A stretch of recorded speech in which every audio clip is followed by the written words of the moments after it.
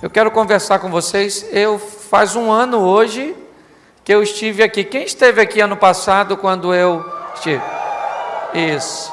Eu preguei sobre o quê?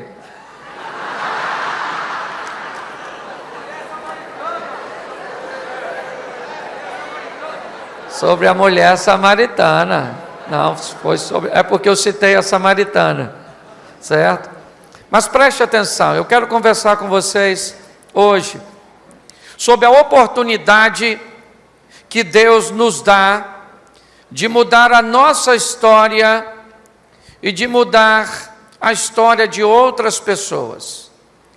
O que nós precisamos muitas vezes é conseguir acessar esse gatilho, é criar esse start, é dar essa partida para uma mudança. Para entendermos com mais facilidade isso, precisamos fixar a ideia de que a história do Evangelho, ela não é sobre nós, ela é sobre o Salvador. Ele é o ator principal, certo, nesta trama. Nós podemos no máximo receber o Oscar de coadjuvante. Se nós entendermos que a história não é sobre nós, é sobre Ele, aceitar as mudanças, estarmos abertos para elas, se torna muito mais fáceis, né? Ou se torna muito mais fácil. Então nós vamos entender um pouco isso, certo? Eu vou usar um personagem que eu gosto demais, já falei sobre ele aqui, mas hoje quero dar uma perspectiva um pouco diferente. Mas só para você entender essa questão de mudança, preste atenção. Deus tem por objetivo mudar a história de uma família na Síria.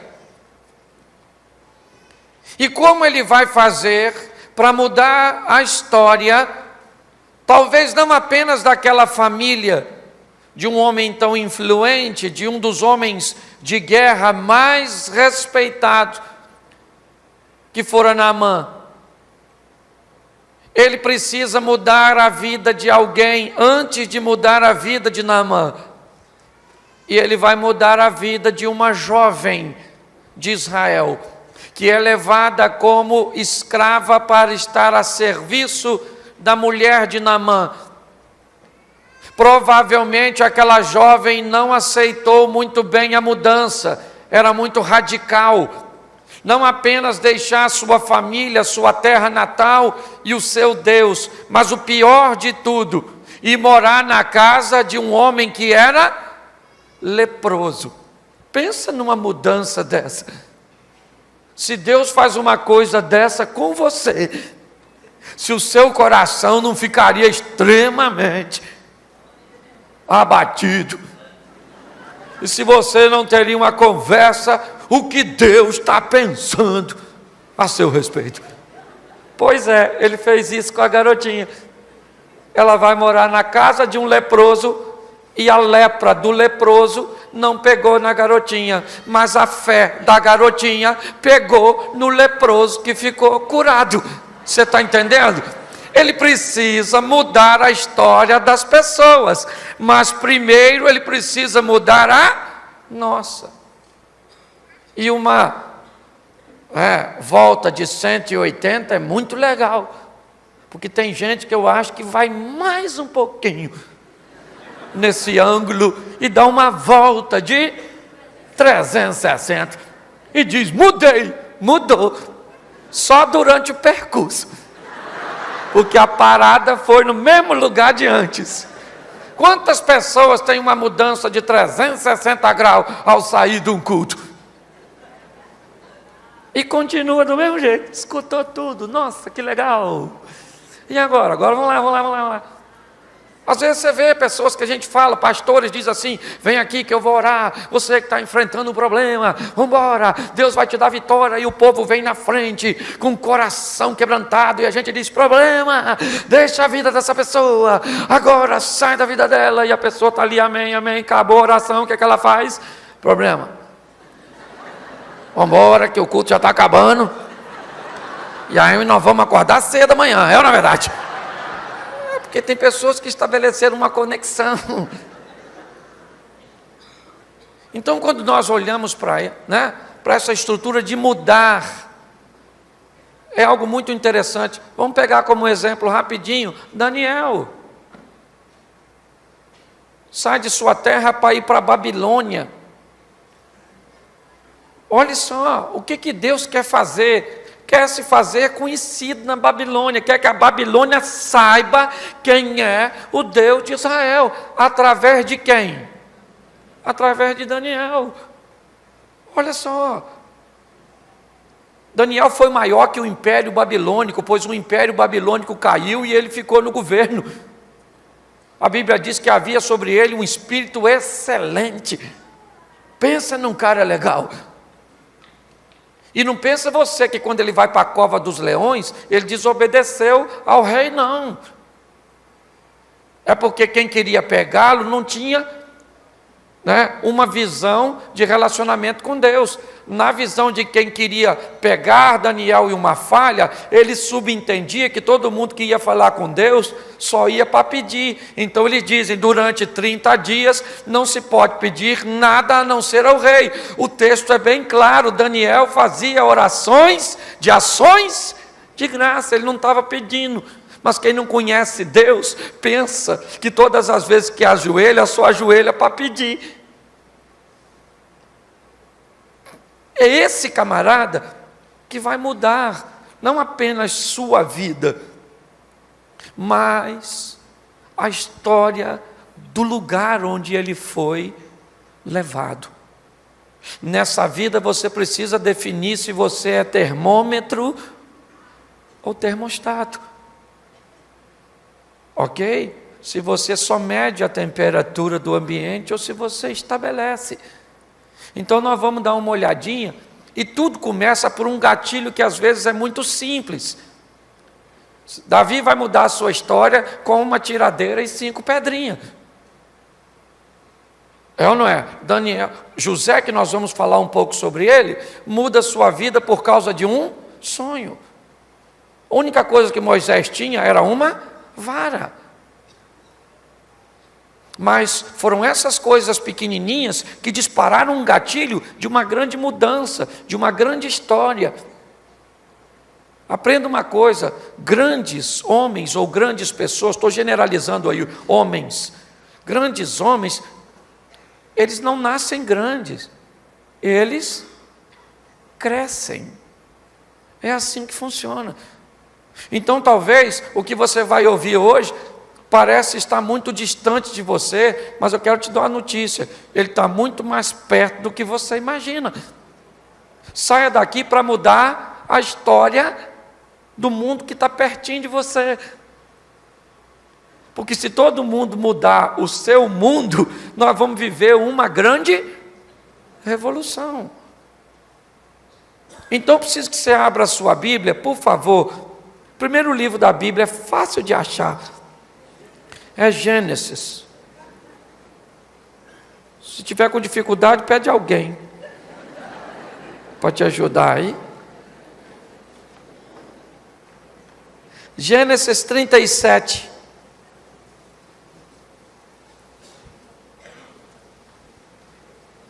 Versículo 2. Amém? Esta é a história de Jacó. Tendo José 17 anos, apacentava os rebanhos com seus irmãos. Sendo ainda jovem, acompanhava os filhos de Bila e os filhos de Zilpa, mulheres de seu pai, e trazia más notícias deles a seu pai. Verso 3, ora, Israel amava mais a José que a todos os seus filhos, porque era filho da sua velhice, e fez uma túnica talar de mangas compridas. Amém? Olhe para mim agora, que o pastor já orou. Vamos conversar um pouquinho sobre a história desse moço. Ele é filho de uma mulher chamada Raquel, que para mim deve ser uma das mulheres mais lindas da Bíblia. Pastor, como o senhor sabe? O cara trabalhou muitos anos. Ninguém vai trabalhar tantos anos para casar com a mulher feia.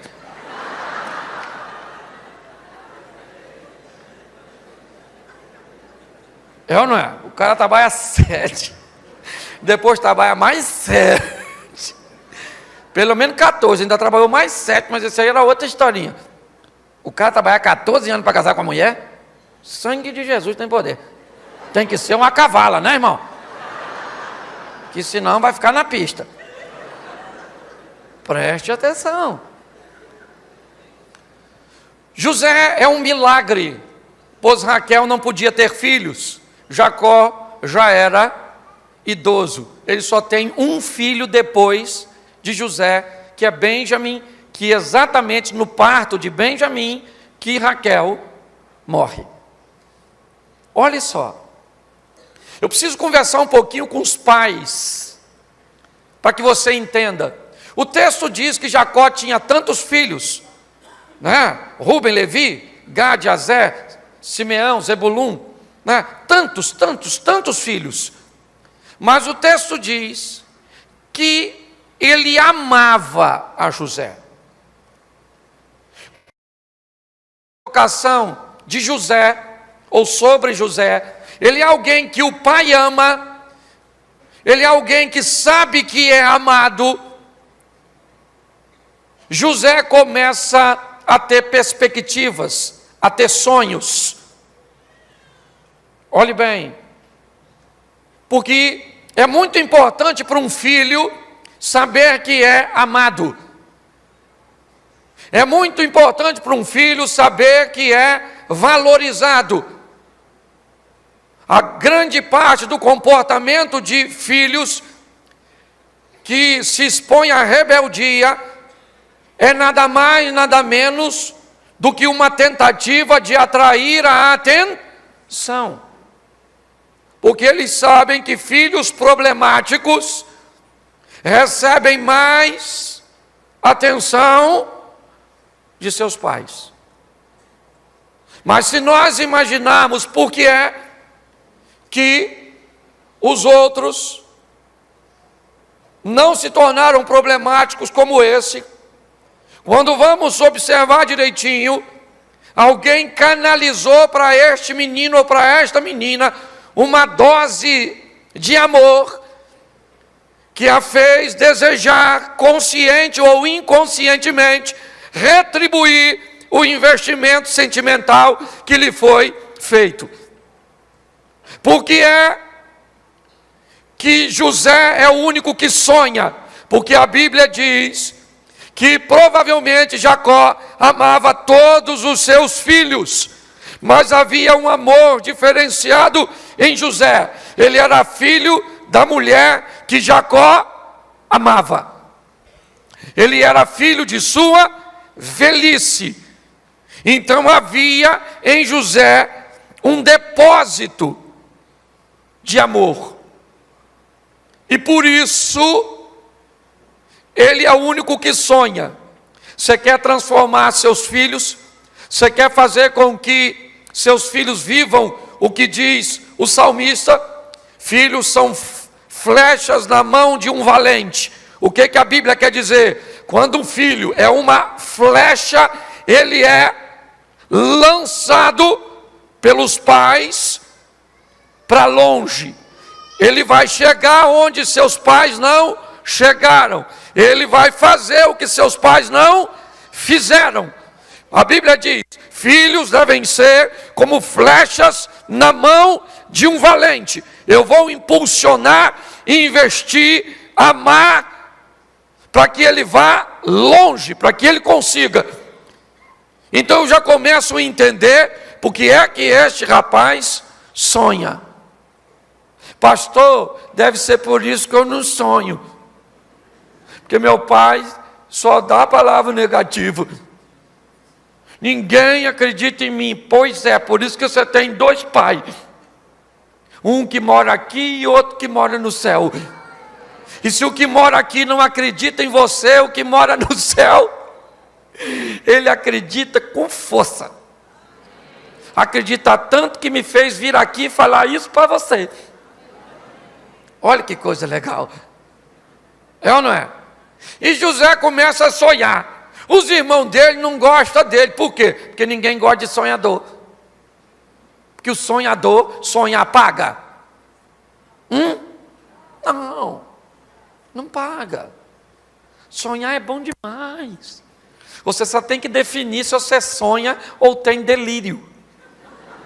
Qual é a diferença, pastor? É que quem tem delírio, ele pensa que sonha, mas não faz nada para ver as coisas acontecerem. Sim, Pablo Picasso diz que ele tinha muita inspiração quando estava trabalhando. Ou seja, morcego não tem inspiração nenhuma. Não está fazendo nada. Olha para a história de Davi. Tinha 7 irmãos dele mais velhos em casa, à toa. Ele estava trabalhando. O profeta chegou para ungir alguém, os 7 estavam em casa. Deus falou, nenhum desses vai não. Pega o menino que está trabalhando. Porque aprenda uma coisa, quanto mais você trabalha, mais serviço aparece. E os morcegos, cada dia fica mais cansado. Pode olhar, acorda meio-dia. Nossa, que cansaço. O que foi? Sonhou que estava trabalhando? É ou não é? Isso não é sonho, isso é pesadelo, é ou não é? Para alguns. Olhe bem. José é alguém que começa a sonhar que ele vai mais longe que seus irmãos. José começa a ter sonhos que deixam sua família meio preocupada, meio confusa. No segundo sonho ele diz que ele sonhou que o sol e a lua se curvavam diante, e o pai dele tentando interpretar diz, você está dizendo que eu e sua mãe vamos nos curvar diante de você? Não, a Raquel jamais vai se curvar diante de José, ela morre no caminho, no parto de Benjamim. O sonho de José indica uma coisa, o quê?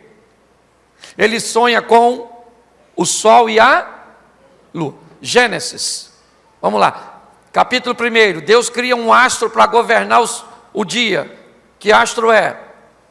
E cria um astro para governar e José sonha com o sol e com o que Deus está dizendo? Esse cara vai ser governador. Ok? Ele vai governar. Mas se você olhasse para José, o filho mais novo, você acreditaria que isso ia acontecer? Provavelmente não. Pois é. Essa é a grande questão. A ótica das pessoas é muito confusa na hora de Deus fazer grandes coisas através daqueles que aceitam a mudança. José agora é odiado ainda mais pelos seus irmãos. Gente, pior que não sonhar, sabe o que é? É ter alguém que sonha perto de tu. Sabe o que é pior que não ter? É ver alguém tendo. Ou será que só machuca eu? É ou não é doloroso? O José está sonhando e os irmãos dele, essa praga desse sonhador. Eles acreditavam que o sonho dele seria realidade, sim ou não? Sim ou não? Então por que está com raiva de algo que eles acham que não vai acontecer? Para que ter raiva de algo que eles acham que não é possível? Porque quando José falava tinha brilho, tinha postura.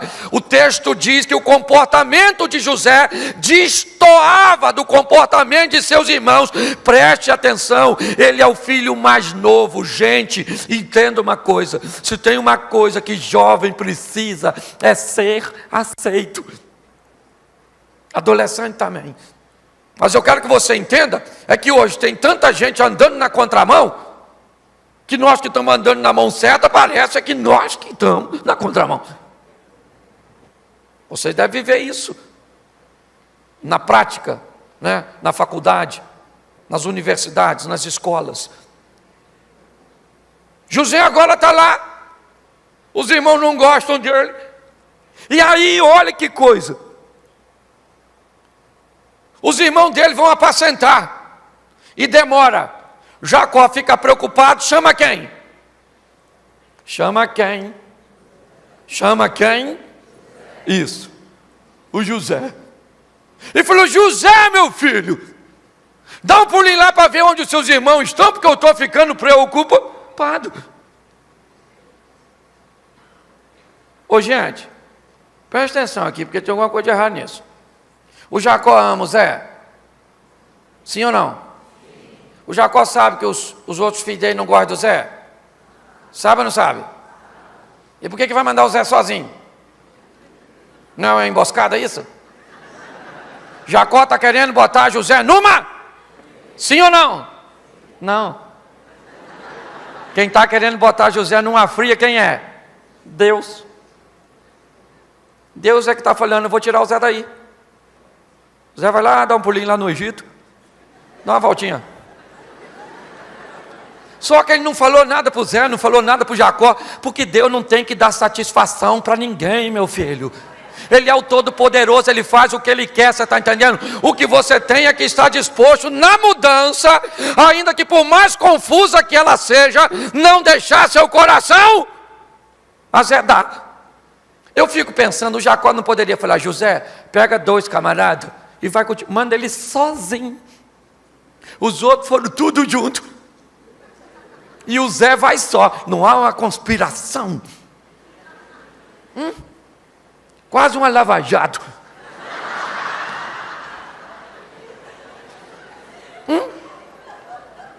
O José vai procurar os irmãos e ele tem êxito, sim ou não? Não! Ele procura os irmãos, ele não acha, fica meio perdido. E agora está na hora dele voltar para dar notícia para o pai dele: pai, os irmãos, eu não achei não. Vamos ter que montar uma equipe para abranger o perímetro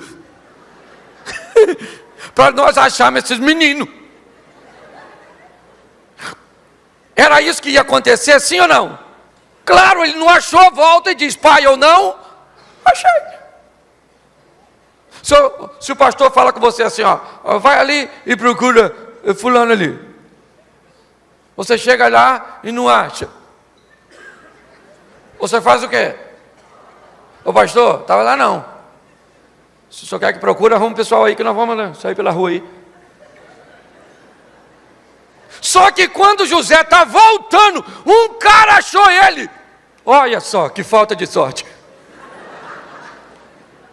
O texto diz que um homem acha o José e pergunta: o que é que você está procurando?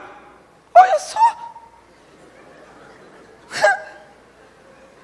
O José está voltando para casa. O cara falou: está procurando o quê? Meus irmãos. Ele falou: foi para lá. Era o Satanás, não era? Não, só pode ser o Satanás metido nisso. O cara está voltando para casa. Não, não era o diabo, era Deus mudando a história de José. Olha só, era Deus intervindo. Se José volta para casa, ele ia ser vendido, sim ou não? Não. Então Deus falou: Zé, fala com ele aí que você sabe onde os irmãos dele tá. Se mete nisso aí agora. Aí o cara falou: sonhador, está procurando o quê? Ele falou: meus irmãos. Falou assim: ó, ele foi bem por ali. O Zé falou: valeu. Deixa eu falar uma coisa para você: Deus está no controle da sua vida, Deus está no controle da minha vida. Você só precisa estar disposto, amém? A entender que Ele vai levar você para onde Ele quer que você haja. Agora eu imagino José: achei. Os manos foram para lá. Quando José vem vindo, eu imagino: achei, olha lá. E os irmãos falaram: olha lá. Lá vem um sonhador mor. Sozinho, que oportunidade, hein? Não vou matar ele, hein? E aquela conspiração, tudo de irmão. Aí eu entendo porque que o salmista diz assim: prepara uma mesa perante mim na presença dos meus inimigos. Ele está falando de família. Por isso que ele diz, unja a minha cabeça com óleo para que o meu cálice se transborda. Presta atenção, todas as vezes que um cálice se transborda em cima de uma mesa, ele cai no colo de quem está em volta. O que ele está dizendo? Senhor, prepara uma mesa na presença dos meus, mas unja a minha cabeça com óleo de forma que ela transborde e caia no colo dos meus inimigos. E a melhor maneira de se destruir um inimigo é transformá-lo em amigo.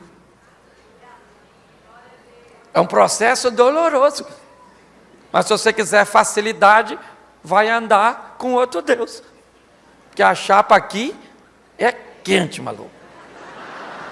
O bagulho é doido e frenético. Sim. Os irmãos falaram, olha lá, vamos pegar o Zé. O Zé chegou, achei. Os irmãos falaram, mas ele, que é isso? Joga na cisterna, jogou o Zé. O Zé está lá na cisterna e Judá está nervoso. Depois você lê, que eu não sou obrigado a ler tudo. Judá falou, vamos matar. O Rubem, que era o primogênito, falou, não mata o Zé não, pô. Mata não, pô. E o Zé lá, morri. E não mata não, não morri. E agora matou, morri. Porque os irmãos estão achando que estão definindo o futuro de... Diga para quem está do seu lado, a caneta que escreve seu futuro está nas mãos do Senhor dos Exércitos. Não são pessoas que decidem seu futuro. Seu futuro é decidido por Deus. É ou não é? Mata, não mata, mata, não mata, mata, não mata. Será que mata? De repente, o que vem? Uma caravana de ismaelita. Alguém falou, matar para quê? Tiraram o Zé e falaram, vamos vender o Zé. Pegaram a capa dele, que eles detestavam aquela capa que o pai dele fazia. É uma capa assim da Lacoste. Os irmãos tinham inveja porque não tinha. Os irmãos só tinham da feirinha. Então isso criou uma indisposição, que jacaré machucava elas, né? O Jacó tinha da Lacoste, eles tinham da Lascaux. É na verdade? Isso, é parecido, mas é diferente. Olha aqui para mim. Pegaram a capa do José e vão vender o José para os ismaelitas. E eu imagino o José falando, você acha, o José estava a fim de ir? Sim ou não? Mas ele foi. Mas ele estava a fim de ir? Mas ele foi. Mas ele estava a fim de ir? Mas ele foi.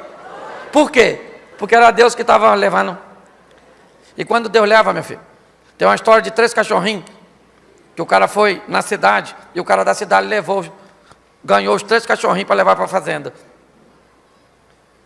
O primeiro cachorrinho falou, não vou, que eu não gosto de fazenda. Não vou, mas não vou, não vou, não vou. O cara da carroça amarrou os 3 na traseira da carroça, e o cavalo começou a puxar. E esse falou assim, não vou. E botou a tração, meu filho.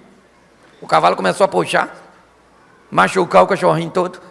O segundo cachorrinho falou assim, já que tem que ir mesmo, eu aqui não vou me machucar. Foi andando. O terceiro cachorrinho falou, tem que ir mesmo? Tem, então pulo nessa carroça, vamos embora, vamos pegar uma carona nesse jumento. Então, na verdade, mas pelo menos vamos mais tranquilo. Não adianta não, meu filho, ou você vai, ou você vai, ou você vai. Lembra do Jonas? Não vou. Deus falou, não vai não, né? Vai tomar um banhozinho de mar. Vou te dar um caldo que você vai aprender logo, logo. Não, né? Se você vai ou se você não vai. Porque se a soberania de Deus entrou em cena, não tem jeito, meu filho. Olha só. Agora eu imagino o José falando para os irmãos, pô, não vende não. Pô, não vende não, pô. Pô, vai vender, né?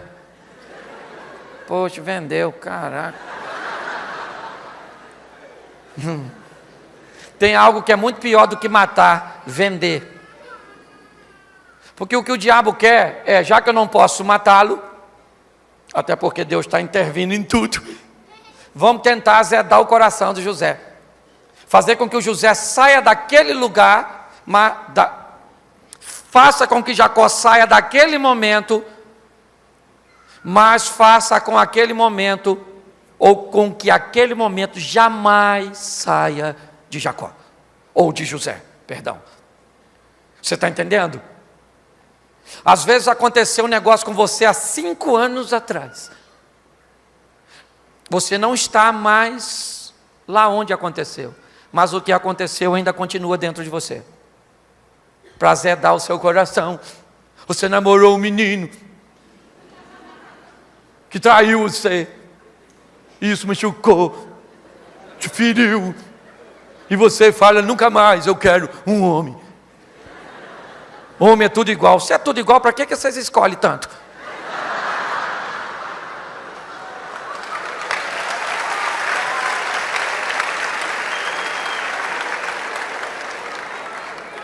Ah, pastor, aconteceu isso no meu passado. Aconteceu onde? No seu? Eis que as coisas velhas já, e tudo se fez. Vou trazer à minha memória aquilo que me traz.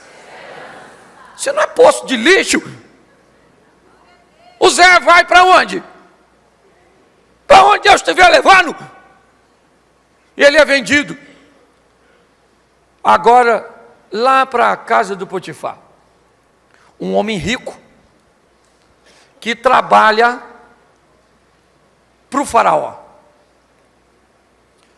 José então vai viver talvez o melhor momento de sua vida na casa de Potifar.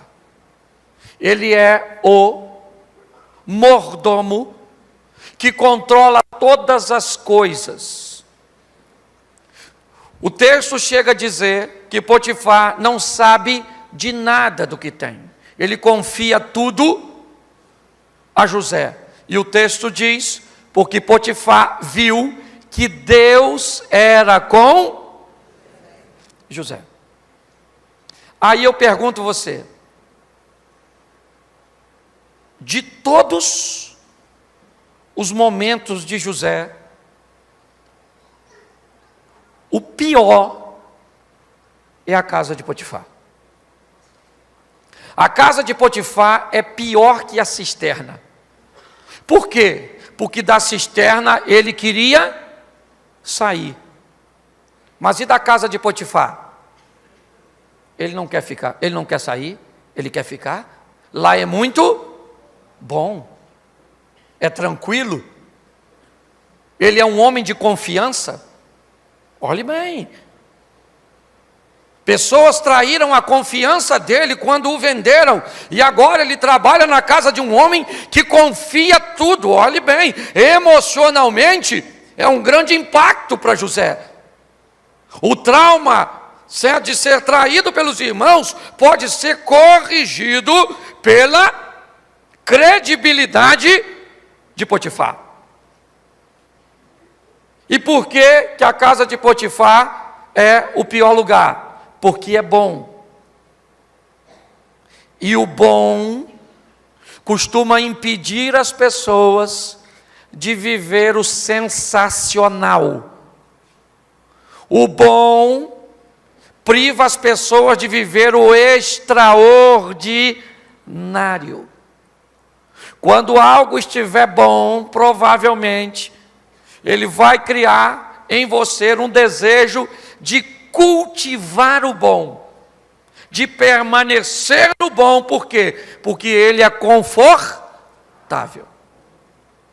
Só que José foi chamado por Deus para ser o quê? Um governador, que vai governar 7 anos de fartura e 7 anos de... E a casa de Potifar tem fartura, sim ou não? Por isso Deus colocou ele lá para ele aprender a administrar muitas coisas e muitos recursos. Só que ele não quer sair de lá. E se ele não quer, Deus precisa intervir. Então a mulher do Potifar vai agarrar o Zé. Você não fica com pena quando vê isso? Poxa, o Zé é um cara maneiro. Mas ele não estava afim de sair. E o estágio dele na casa do Potifar já acabou. Agora está na hora de aprender a administrar pouca coisa, vaca magrinha. Aí aquela malucona ficou de olho no Zé. Pensa, menino, que mulherão cheiroso, olhando e fazendo assim, Zé.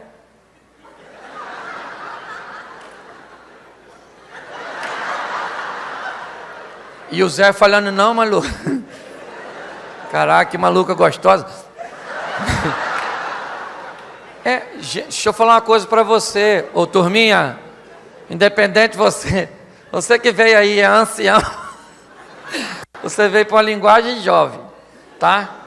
Fica triste não. É que quando a gente fala para jovem, a gente fala assim. Se eu fosse falar assim para uma idade mais avançada, eu falei assim, então, a mulher do Potifar queria coabitar com o Zé.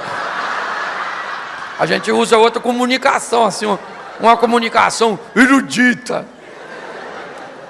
Mas fica na sua aí, ok? Fica na sua. Pastor, o que você quer dizer? Eu quero dizer que Deus tem coisas grandes para mim e para você, mas que no percurso, ofertas pequeninas podem roubar a grandeza do que Deus tem para você. Cuidado com os prazeres momentâneos. Cuidado com as ofertas que facilitam, pois ela vai transformar você em alguém medíocre. E medíocre é algo muito bom, porque o medíocre é aquele que está na média. O medíocre não é ruim, não. Chamaram você de medíocre, você se ofendeu. Você está na média. Mas se você ofendeu, eu fico muito feliz, porque você está a fim de ir acima da média. Se o José pega a mulher do Potifar, quem ele seria? O medíocre amante da mulher do patrão. Tinha abortado a missão e estava lá na casa do Potifar, feliz, como mordomozinho. Mas o José não negociava. A mulher agarrou ele, pensa, eu quero conversar com o Zé quando eu chegar no céu. Ô Zé, eu sei que ela não veio para cá, aquela maluca deve ter ido para o inferno, não é verdade? Mas fala para mim se ela não é maneira, fala. E eu imagino o José falando, Cláudio, estava com a vontade de pegar ela, mano. Eu não peguei porque o que Deus estava me oferecendo era muito maior do que o que ela estava me oferecendo.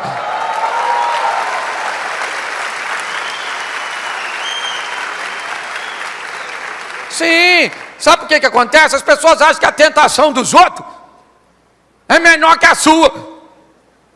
Você acha que quando a gente vê se o mulherão, nós não quer olhar? Quer. O zóio fala, olha. E eu falo, eu sou pastor, cara. Não, olha lá, olha. Não, para com isso. Fica falando alto assim não, que eu olho, hein. Tem gente que acha que os hormônios deles é menos crente que o nosso. Sei lá! O hormônio não aceita Jesus. Note que a palavra hormônio é bem próxima de demônio. Escuta aqui. Olha para mim aqui.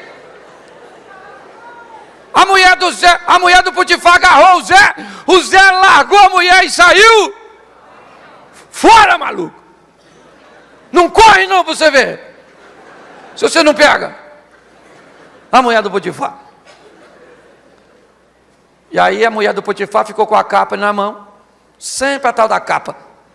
Não sei para que o Zé anda com isso. Primeira capa causou inveja. Segunda capa causou provas. Ela ficou gritando, socorro, maníaco tarado do Egito. Maníaco do parque. E aí, quem chegou? O Potifar. Potifar falou, o que foi? Ela falou, o Zé, aquele cara que você confia. Ele tentou agarrar eu, me violar. Eu fico pensando, o cara era o senhor da casa, o tal do Potifar. Você acha que em qualquer outra situação, o senhor não tinha mandado matar o Zé? Um estrangeiro, que ele depositou a confiança e tentar agarrar a mulher dele. Com uma brincadeira muito menor, o rei mandou matar o Ramã.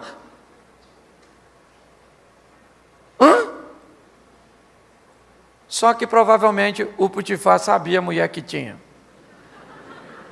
Filho, essa maluca meio doida, essa mulher mesmo. Mas eu tenho que mandar prender pelo menos Zé. E agora o Zé vai para a prisão. Poxa, dá dó, não dá? Estava tão bom na casa do Potifar. Agora ele vai para a prisão, chegou lá, fez uma tatuagem de caveira. Escrita, estava assim, primeiro comando do Egito. O Zé ficou revoltado. Sim.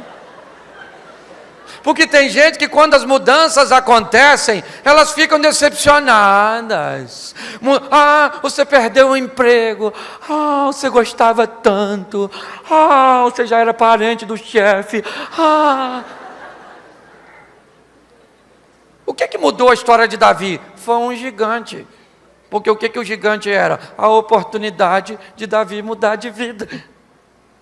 Quando Davi olhou o gigante, falou, o que ganha quem matar? O cara falou, fica rico, casa com a filha do rei e não paga imposto. O Davi falou, o quê? Fica rico? Casa com a japonesinha Mical? Sim, porque Mical não ia ser de Fortaleza. A senhora era onde? Ana, o meu nome é Mical, de onde? Campina Grande. Não é verdade? Não vai rolar. Escute que... E a casa não paga, e pior, Davi não levou prêmio nenhum. Ele não casou com a filha do rei, porque Merabe foi dada por um amigo dele. Ele não ficou rico, porque quando ele foi casar com a Mical, ele disse, eu não posso ser genro do rei, porque eu sou pobre e não tenho dinheiro. Ou seja, ele matou o gigante e não levou nada. Que decepção, hein? Também não mato mais gigante nenhum. Vou orar, vou botar a cabeça, vive gigante. Então, agora fica assim, dane-se, Saul, dane-se, que eu estou rapando fora. Porque tem gente que não pode viver tragédia, decepção. Que fica, acabou, explode coração. A senhora falou comigo esses dias, eu estou com câncer, eu vou morrer. Eu falei, minha senhora, eu não tenho, também vou. Ela falou, nossa, o senhor é insensível. Eu falei, eu não sou insensível. Morreu um montão de motoqueiro hoje em São Paulo que nem câncer tinha. A senhora já está vivendo mais que ele. A outra falou comigo, minha vida acabou. Eu falei, acabou por quê, minha senhora? Ela falou, meu marido morreu. Eu falei, a frase está errada, acabou, foi a vida do seu marido. A senhora está legalzinha, dá uma ajeitadinha na carcaça, bota o produto na vitrine e vai embora, é ou não é verdade? Meu irmão, a vida é uma só, não dá tempo para criar decepção, amém? Amém? O José agora está onde? Na cadeia! E chegou lá, o que ele deve ter falado? Sou inocente. O que o pessoal da cadeia deve ter falado? Todo mundo aqui é. Ninguém matou ninguém, ninguém roubou nada. Já vi que provavelmente você já foi preso, tá com linguajar nossa, é na verdade. E agora José está na e ele vira o administrador. A fartura da casa de Potifar já não existe mais. O que existe é a escassez de uma penitenciária. E que não tinha direitos humanos, diga-se de passagem. Os recursos eram pouquíssimos. E José está administrando, por quê? Porque o sonho diz que ele vai ser governador de um local que vai ter muito, mas também vai ter uma grande crise. Isso. E presta atenção para quem está à procura de políticos para defender suas causas. José é enviado para o Egito e fica mais ou menos 9 anos administrando para egípcio. Quando a crise vem, ele alimenta todos os povos ao redor do Egito, e nenhum deles eram, hebreus, não adoravam o Deus vivo. José está fazendo uma gestão para o cidadão. Ele está administrando para que pobre tenham direitos, para que rico tenham direitos, para que héteros tenham direitos, para que homo tenha direitos, para todo mundo. Eu não preciso de um homem para me defender eu preciso de um Deus que já me defende. Eu só preciso de botar homens no governo que tenham princípios para administrar para uma vida melhor de todos. Não é para administrar para uma vida melhor apenas sua.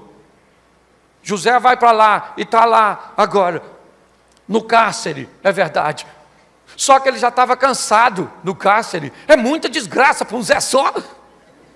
Ele está tão cansado que quando ele interpreta o sonho do copeiro, o que ele fala para o copeiro? Não esquece de mim não, cara. Vai lá e fala para o faraó que eu sou um cara legal. Eu não peguei aquela maluca, não. 3 dias depois o copeiro sai, vai servir o faraó. E o texto diz que o copeiro esqueceu do Zé. Fica até ruim de pregar, não fica? 3 dias o cara esquece de alguém que interpretou o sonho dele.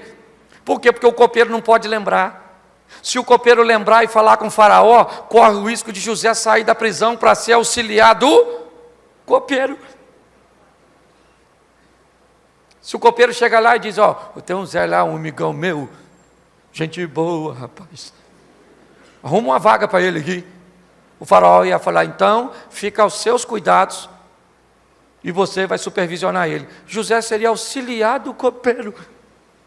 Querido, não queira queimar etapas nessa caminhada que Deus reservou para você. Hoje pode estar sendo muito difícil, mas você vai ver que aquele que há de vir virá e não tardará. Ele vai agir a seu respeito, você vai ver que a glória, certo, da última casa vai ser melhor do que a da primeira.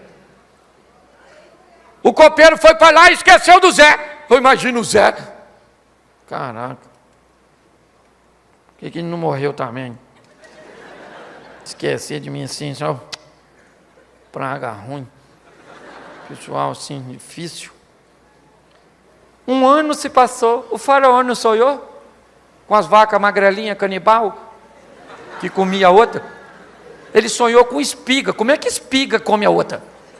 Esse cara sonhou com desenho animado, os vegetais. O faraó falou, sonhei com as vacas magrelas assim, e que comia outra, e umas espigas que comia, e ninguém interpreta. O copeiro falou, precisa de alguém? O Zé. Caraca, tinha que ter lembrado antes. 1 ano se passou. Foi lá e chamou o Zé. Deram um banho no Zé, fizeram a barba, eu imagino o Zé chegando assim, Qual é, faraó? O faraó falou, eu sonhei com a vaca magrelinha, comia a outra. E uns espigas feinhas que comia as outras. E o copeiro falou, lembrou de você. Eu imagino o Zé olhando. Antes tarde do que nunca, né, copeiro?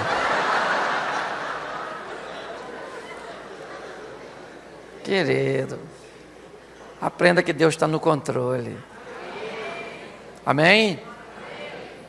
O que Deus tem reservado para o seu amanhã é muito melhor do que o que você está vivendo hoje.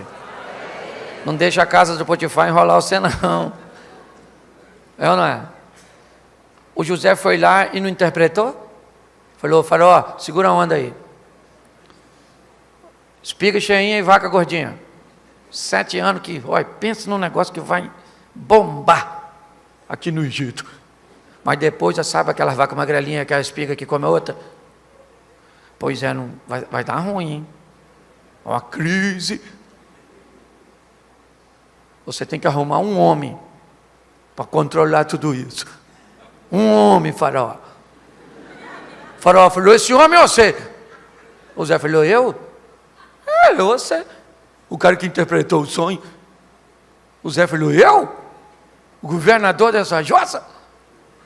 Caraca, maluco. Ainda bem que eu não peguei a mulher daquele maluco, hein? Caramba. Ainda bem que esse cara não lembrou de mim. Ainda bem que meus irmãos me venderam. Ainda bem que as coisas ruins aconteceram, porque todas as coisas cooperam para o bem daqueles que amam e servem a Deus. O problema é que nós só vamos entender isso no final. Agora tudo valeu a pena.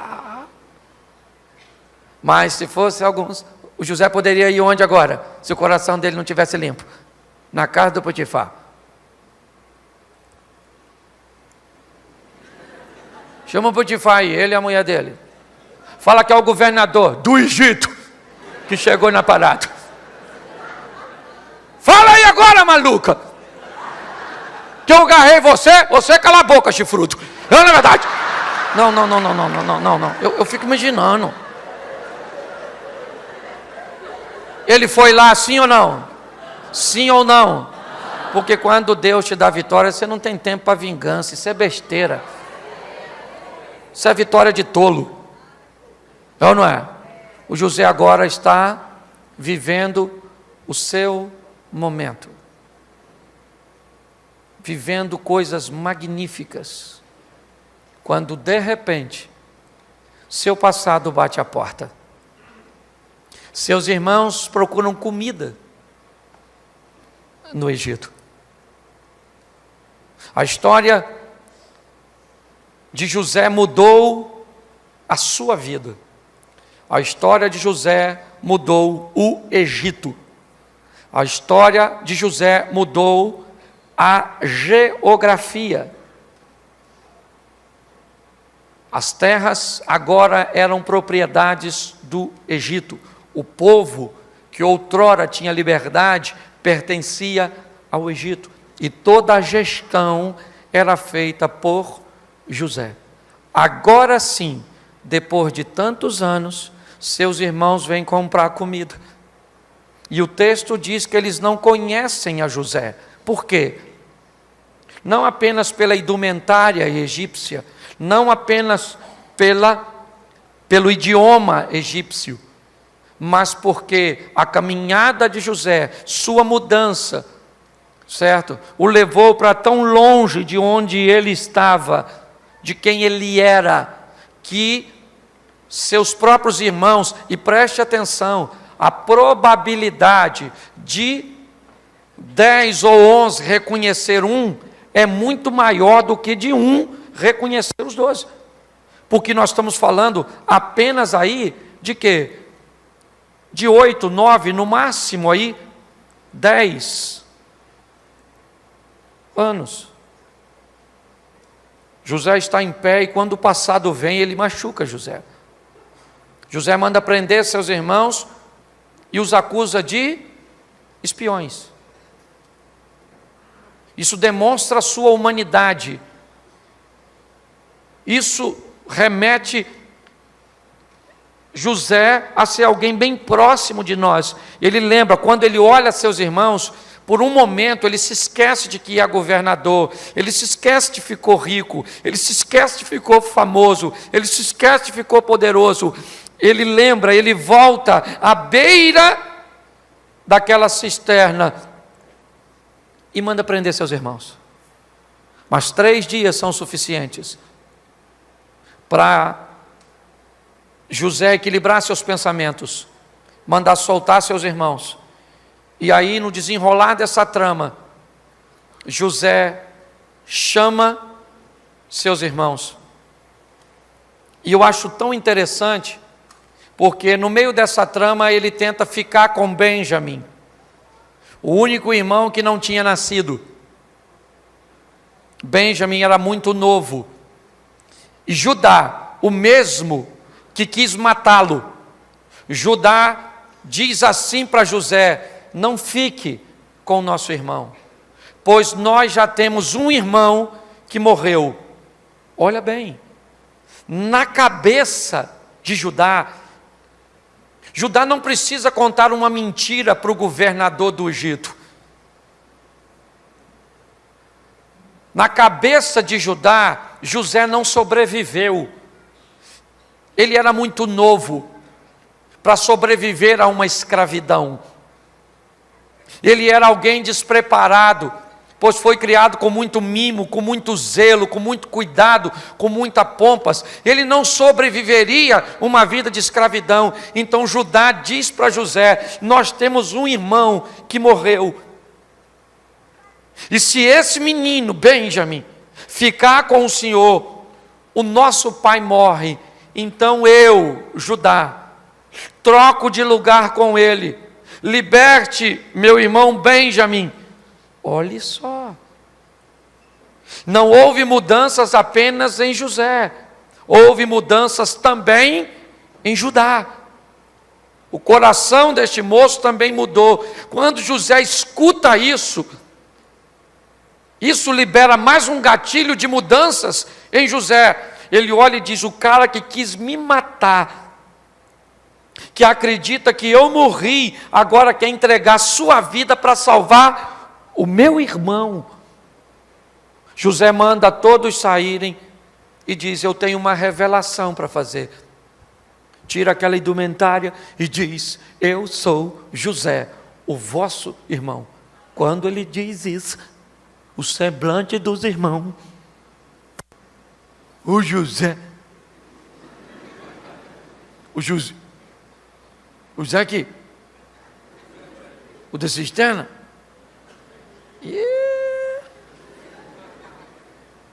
caramba, você é o Zé? Poxa. O José falou: calma, rapaziada, vocês não me venderam não. Deus me enviou na frente para a conservação da vida. José está dizendo: vocês não fizeram nada contra mim. O que aconteceu comigo era apenas o que Deus tinha tramado. O que eu fiz foi sobreviver aos efeitos negativos no decorrer dessas tramas. Hoje eu entendo por que o copeiro esqueceu de mim, porque não era o tempo de eu sair de lá. Então eu quero dizer uma coisa para fechar aqui nesta noite. Eu não sei onde você está nessa trama. Pastor, minha vida e minha história não é nem uma trama, ela é uma saga. O negócio é dolorido. Mas eu quero dizer uma coisa para você: você pode não estar entendendo nada do que está acontecendo agora, mas fique firme onde Deus te colocou, porque quando você chegar no final, você vai glorificar o nome do Senhor dos Exércitos, porque Ele trabalhou a seu respeito. Assim como José precisou de mudanças dolorosas para chegar onde Deus queria, eu sei que também Deus requer mudanças de nós.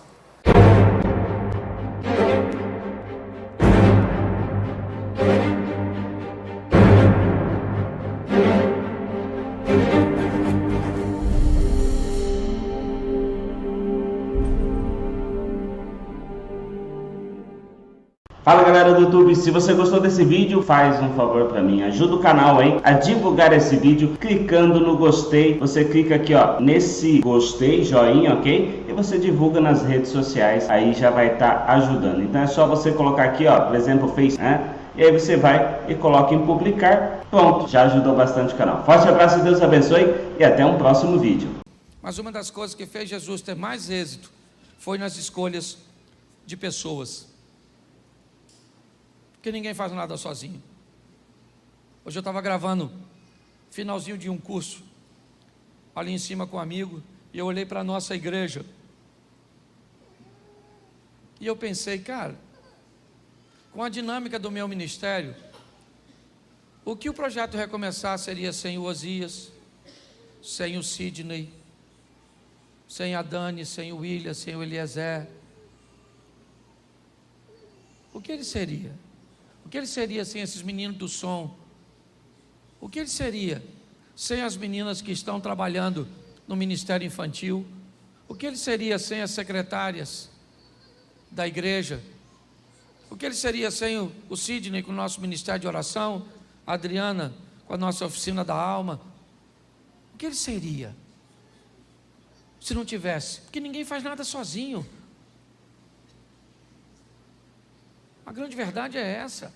Achar as pessoas certas é a grande essência da vida. Amém. Adriana, quantas vezes eu fui na oficina da alma?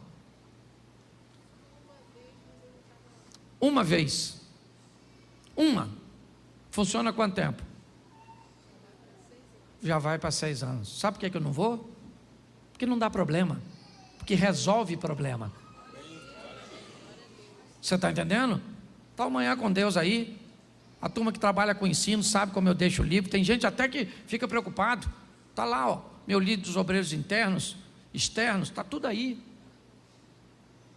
Porque a partir do momento que você acha a pessoa certa, já era. Porque tem gente que faz coisa muito melhor que você em área que você não é bom. E pronto, e vida que segue. É assim que funciona. Jesus achou pessoas certas. Se nós entendermos isso, primeiro, ele achou seus discípulos. Não foi numa escola, não. Não. Ele pegou 12 camaradas, descobriu que dos 12, 4 dava para andar um pouco mais perto, dos 4, 2 poderiam ser mais chegados, e dos 2, ele tinha um, que foi o último discípulo a morrer, João, na ilha de Patmos. Ele conseguiu achar pessoas certas. E o Evangelho de João, capítulo 17, verso 12, presta atenção no que disse Jesus. Olha só. Ele sai 100%.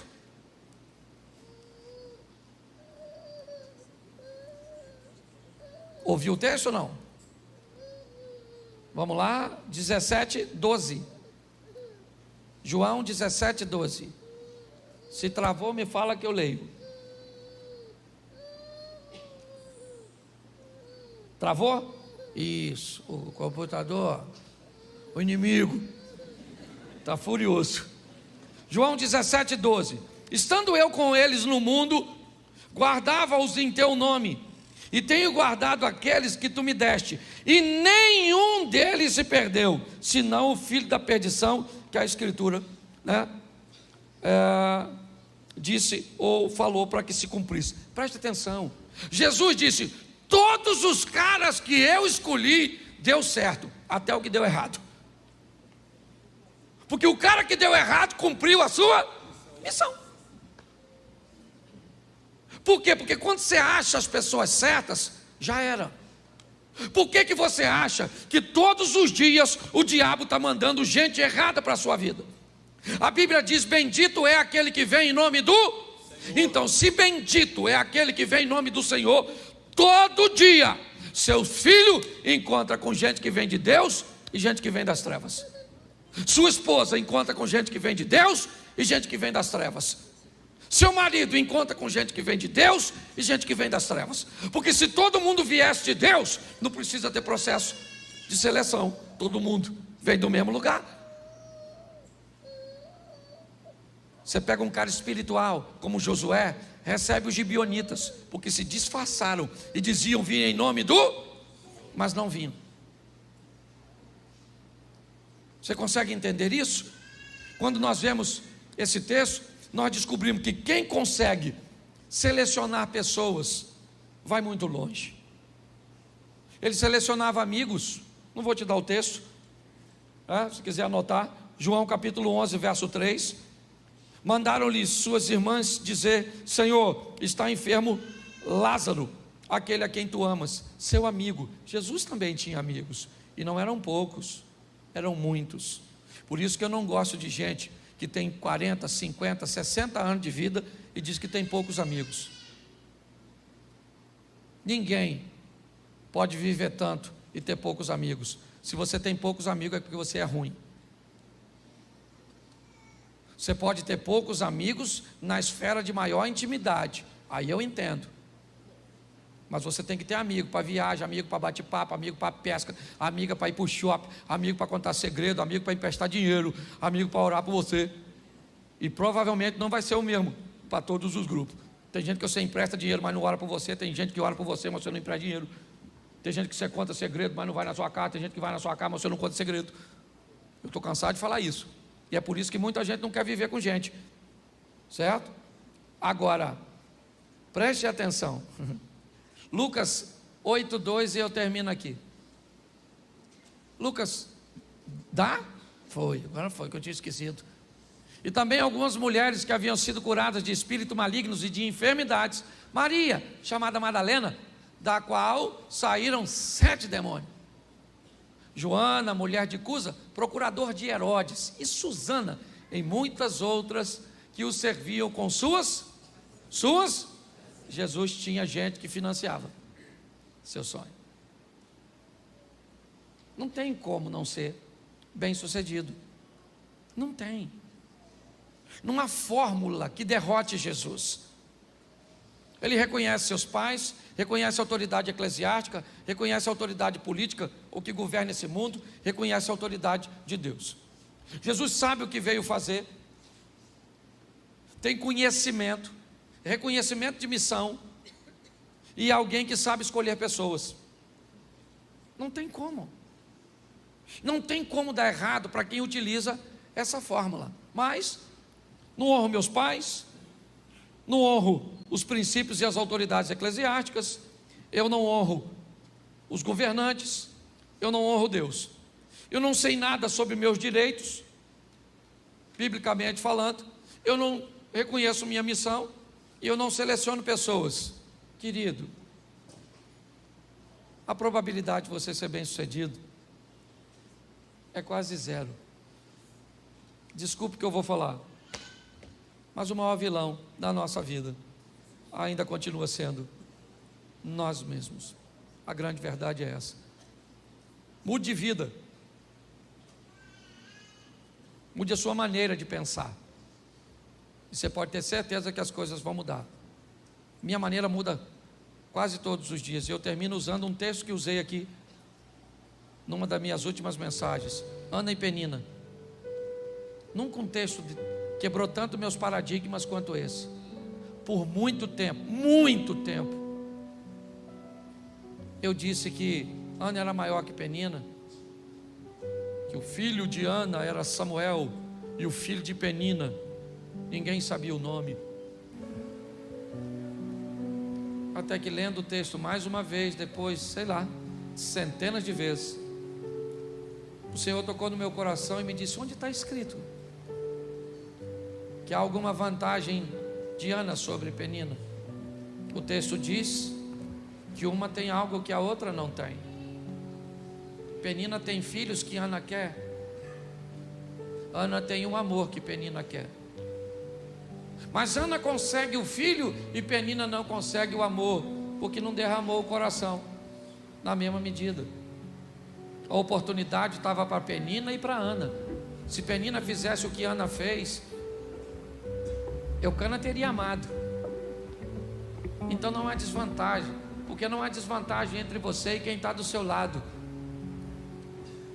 A chuva para os dois, o sol para os dois, a oportunidade para os dois.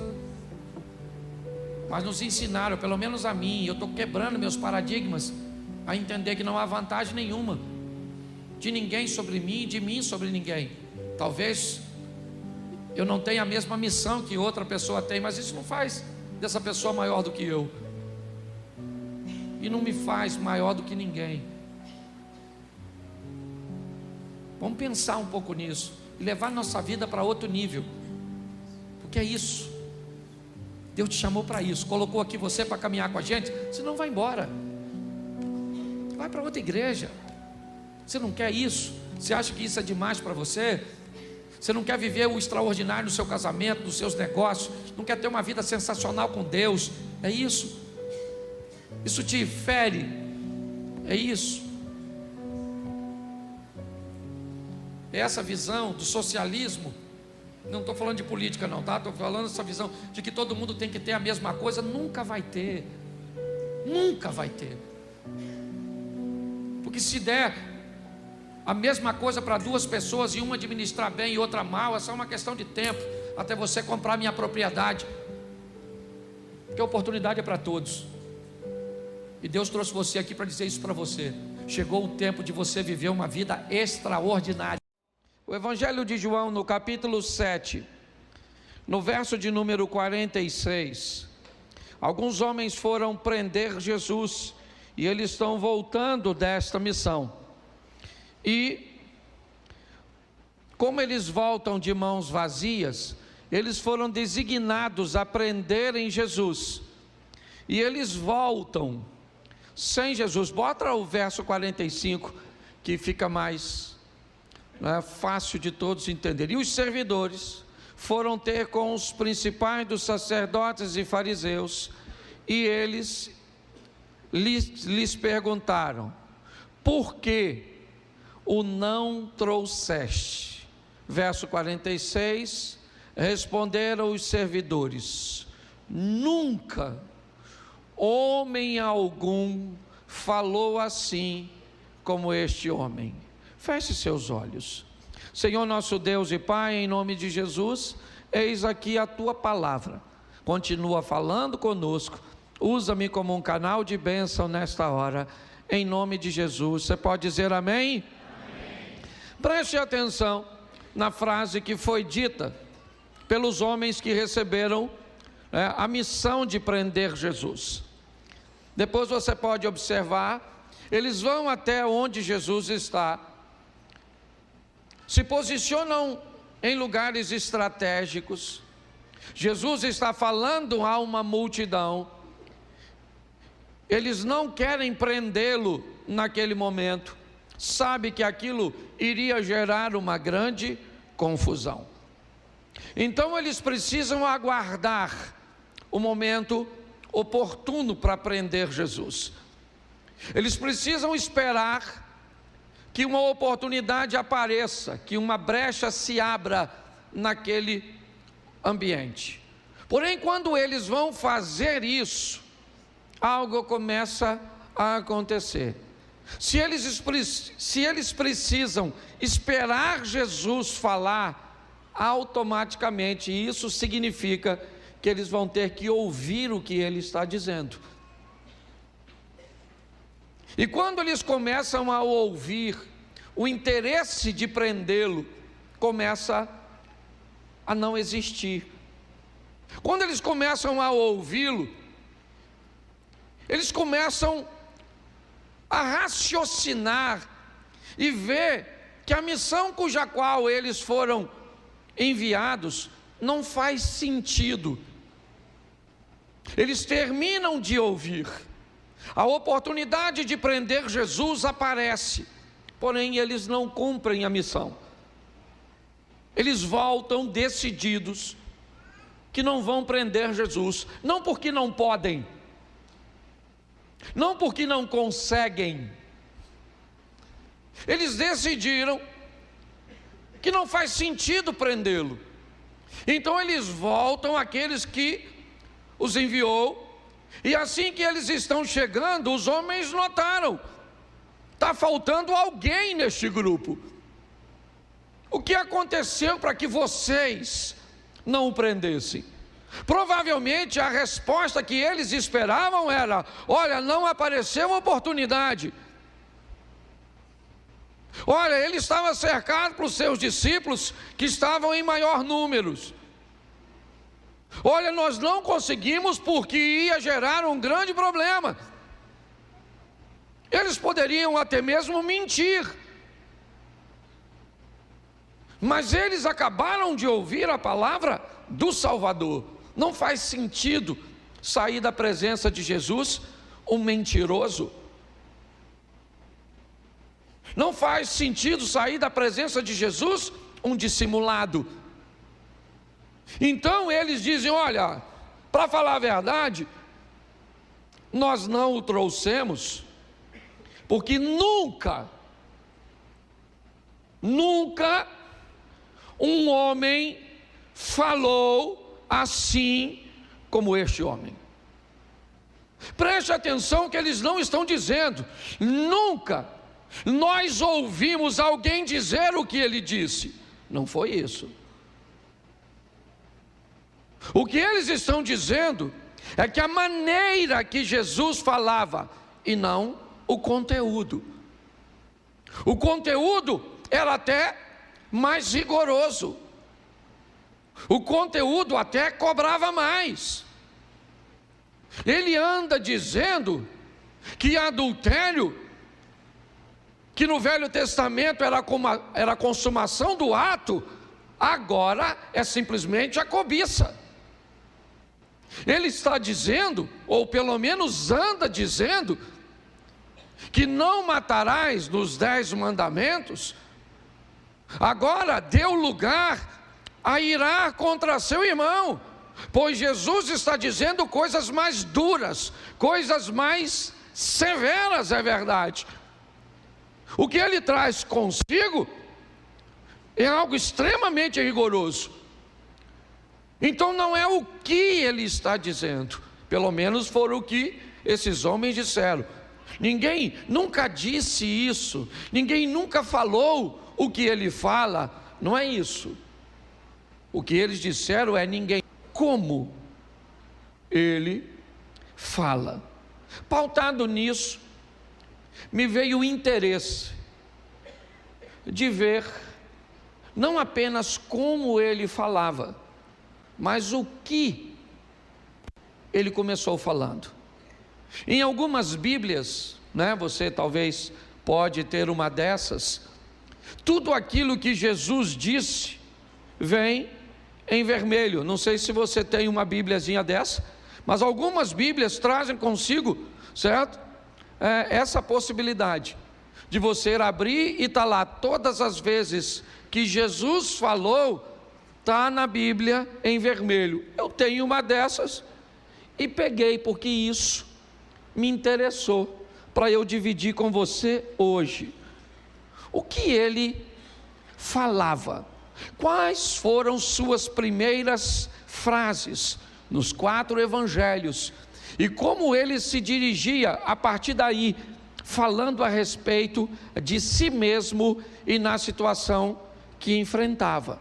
É muito comum nós usarmos os textos que Jesus está falando, quando ele está repreendendo o demônio, quando ele está liberando perdão, quando ele está curando e libertando pessoas. Mas eu não quero usar nenhum desses textos hoje. Eu quero te mostrar as frases que ele disse e o que ele estava tentando dizer quando proferiu essas frases. Eu acho que vale a pena nós voltarmos para casa hoje com esse conteúdo. Eu separei aqui Mateus, Marcos, Lucas e João, tudo o que ele disse, certo? Pela primeira vez nesses evangelhos, mas eu não vou usar essa ordem. Eu vou usar o que ele disse quando tinha 12 anos de idade. De tudo que foi escrito, de toda a fala de Jesus na Bíblia, a primeira que aparece, ele tem 12 anos de idade. Ou seja, a primeira vez que a Bíblia relatou algo que Jesus está dizendo, certo? Ele tinha 12 anos de idade, e o texto está em Lucas, capítulo 2, verso 49. Dá uma olhadinha no que ele fala pela primeira vez a nível de registro bíblico. E ele lhes disse: por que é que me procuráveis? Não sabeis que me convém tratar dos negócios de meu, boto 50. E ele não compreenderam as palavras que lhe dizia, verso 51, e desceu com eles, foi para Nazaré, e era-lhes sujeito. Preste atenção em mim aqui. Jesus havia ido para a festa da Páscoa, a festa encerrou, ele está agora com toda, ou como a maioria das pessoas, retornando para as suas cidades. Seus pais vão voltar para Nazaré, mas Depois de um dia de caminhada, José, encontrando com Maria, assim que saiu de Jerusalém, eles descobrem algo: Jesus não está com eles. Jesus não está entre os meninos, Jesus não está entre os homens, Jesus não está entre as mulheres. Eles não conseguem achar Jesus naquele ambiente. Eles sabem que saíram de Jerusalém esperando que Jesus fosse com eles. Essa história daria para aplicar de diversas formas. Muitas vezes o culto termina e nós vamos embora e Jesus fica na igreja. Às vezes pensamos que Ele vai conosco, mas não temos o cuidado de observar se o estamos levando. E basta sair da igreja no carro, uma confusão já começa. No lugar que paramos para comer, já vamos estar envolto num ambiente cujo qual Ele não frequentaria. Vamos chegar em casa e vamos descobrir que Jesus não foi conosco para casa. Mas não é isso que eu quero me atentar hoje. Eu quero mostrar a vocês o que Jesus ficou fazendo, e é isso que Ele vai falar. Depois de 3 dias procurando, eles acham Jesus no templo, conversando com os doutores. Então Maria o aborda, falando da preocupação. Depois você lê. E Jesus diz para ela o seguinte: por que vocês estão estranhando o quê? Qual é o motivo de vocês estranharem? Eu estou aqui obedecendo à vontade, ou fazendo a vontade, ou tratando dos negócios de meu Pai. Eu queria que você atentasse para 2 coisas nesse texto. Primeiro, Jesus está deixando claro que sabe sua missão e que reconhece a autoridade do Pai. Eu vou te mostrar isso de uma forma mais enfática. Reconhecimento de autoridade. Jesus está diante de 2 autoridades: seu pai e a sua mãe terrena, e Deus. Nesses 2 ambientes Ele vai nos mostrar isso. Primeiro, Ele está dizendo: mais importa obedecer a Deus do que aos homens. É isso que Ele está dizendo, em outras palavras, uma mesma frase dita pelo apóstolo Pedro. Mas mais do que isso, eu estou aqui obedecendo, cumprindo a missão, porque eu saí do céu para cumprir esta missão. Então eu estou aqui tratando e reconhecendo que as coisas do Pai são mais importantes do que as coisas desta terra. Mas logo em seguida, o texto diz: Ele baixou a cabeça, foi para casa e lhe era sujeito. A primeira coisa que Jesus vai mostrar em suas palavras, em suas atitudes, é o reconhecimento do céu, da prioridade do céu, de fazer a vontade de Deus. Mas segundo, o reconhecimento da autoridade de seus pais, daqueles que estão sobre ele. Não se esqueça que ele é o próprio Deus, sendo cuidado por homens, por seres humanos. É o divino sendo cuidado por um indivíduo carnal, e ele não tem problema nenhum de obedecer a essa hierarquia. O texto diz: ele ficou quieto, foi para casa e lhe foi sujeito. Obedecia seu pai e a sua mãe. Talvez isso nos mostre porque ele foi bem sucedido. Talvez essa seja uma grande lição de Jesus para todos nós, que muitas vezes não atentamos. Que uma das melhores maneiras de sermos bem-sucedidos nessa terra é obedecermos aos nossos pais. É o reconhecimento de autoridade.